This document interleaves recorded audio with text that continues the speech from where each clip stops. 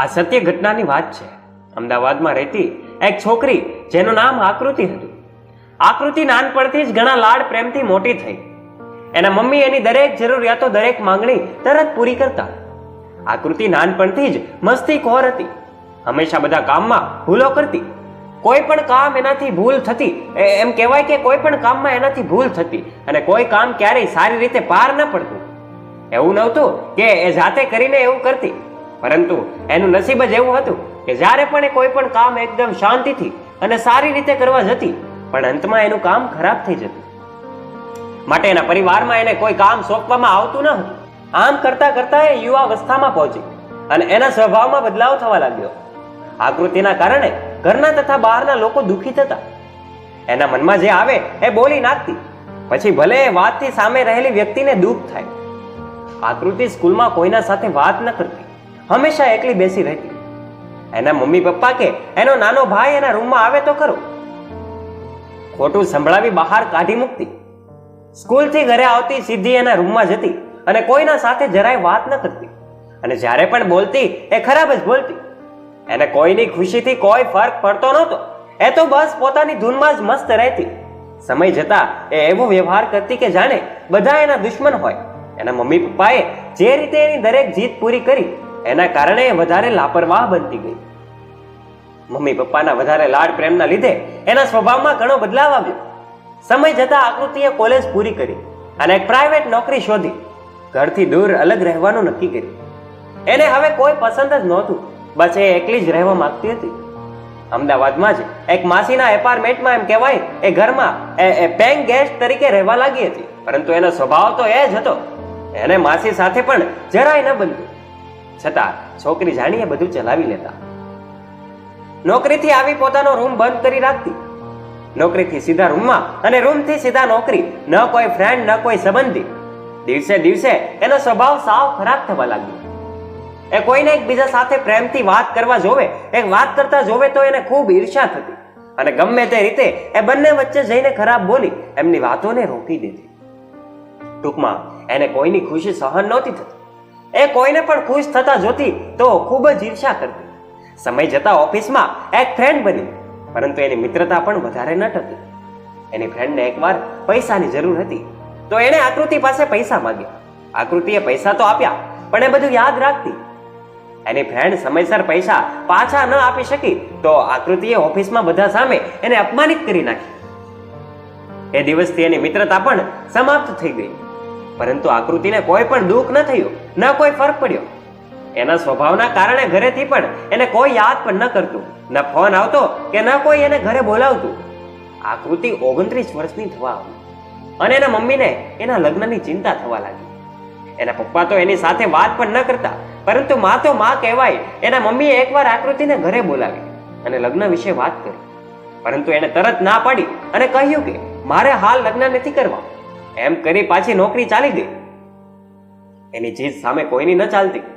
આકૃતિએ જોયું કે એના સાથે ભણતા બધા મિત્રોના લગ્ન થયા, ઘણાને તો બાળકો પણ હતા. હવે એકલી જ બાકી રહી ગઈ છે.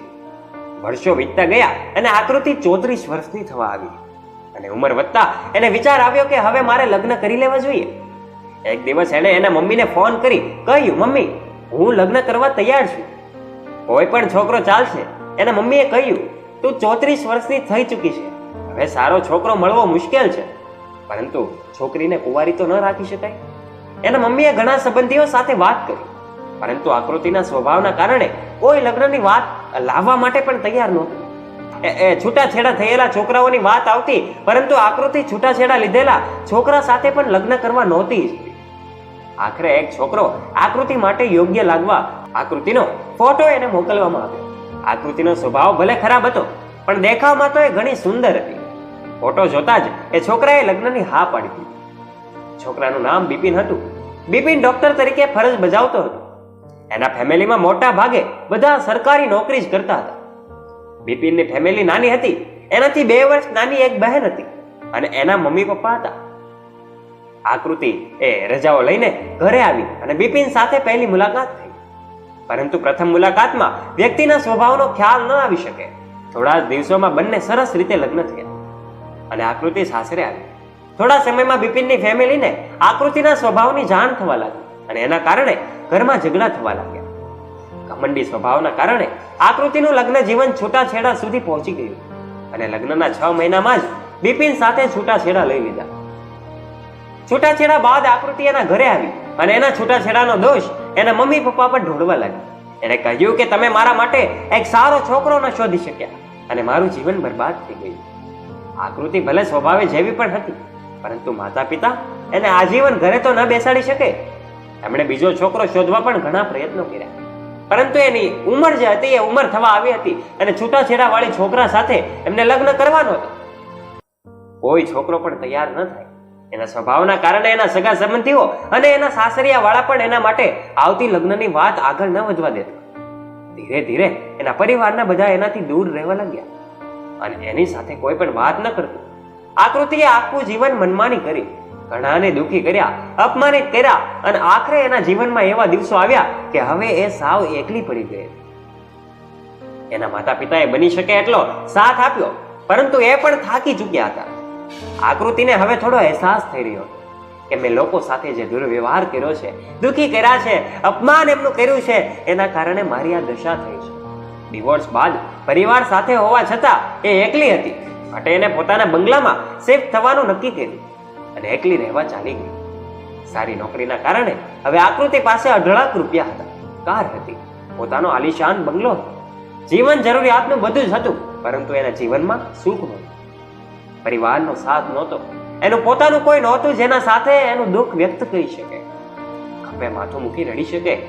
સમય જતા એકલતાના કારણે આકૃતિ માનસિક બીમારીથી પીડાવા લાગી અને એનું મગજ અસ્થિર થવા લાગ્યું.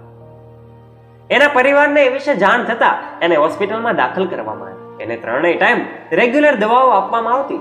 લગભગ 1 વર્ષ થવા આવ્યું, પણ એની હાલતમાં કોઈ સુધારો ન થયો. એના પરિવારના બધા સભ્યો રોજ એને મળવા હોસ્પિટલ આવતા અને માનસિક હાલત ઠીક ન હોવા છતાં એના મમ્મી એને પોતાના હાથે જમાડતા. આકૃતિ ઘણીવાર નાના બાળકની જેમ વર્તન કરતી અને એ બધું જોઈને એના મમ્મીને ખૂબ દુઃખ થતું. એક દિવસ સવારે એના મમ્મી દૂધ લઈને આવ્યા અને આકૃતિને ઉઠાડ્યું, પરંતુ આકૃતિ ન ઉઠી. એ હંમેશા માટે ઘોર નિંદ્રામાં પહોંચી ચૂકી હતી. એનું અવસાન થઈ ચૂક્યું હતું. પોતાના દીકરીને ગુમાવીને માતા પિતા તથા આખો પરિવાર આક્રંદ સાથે રડે છે, પરંતુ પ્રભુનું ધાર્યું કોણ રોકી શકે છે? મિત્રો, આ વિડીયોનો સંદેશ આપના સુધી પહોંચ્યો હશે. અને જો તમને આ વિડીયો ગમ્યો હોય તો વિડીયોને લાઈક અને શેર અચૂક કરજો. તમારા બધા સગા સ્નેહીઓ સુધી આ વિડીયોને જરૂરથી પહોંચાડજો. અને દરેક માતા પિતાને આ વિડીયો જોઈને ખ્યાલ આવી જ ગયો હશે કે પોતાના બાળકને અતિશય લાડ લડાવવો એક ભયંકર પરિણામ રૂપ સાબિત થઈ શકે છે. અને જો આ વિડીયો ગમ્યો હોય તો વિડીયોને લાઈક કરજો અને અમારા આવા જ નવા રસપ્રદ અને પ્રેરણાદાયક વિડીયો સાંભળવા માટે અત્યારે સબસ્ક્રાઇબ કરજો અમારી ધ ડીએ મોટિવેશન નામની યુટ્યુબ ચેનલને, જેનાથી અવનવા વિડીયોની નોટિફિકેશન્સ આપના સુધી પહોંચતી રહે. ધન્યવાદ.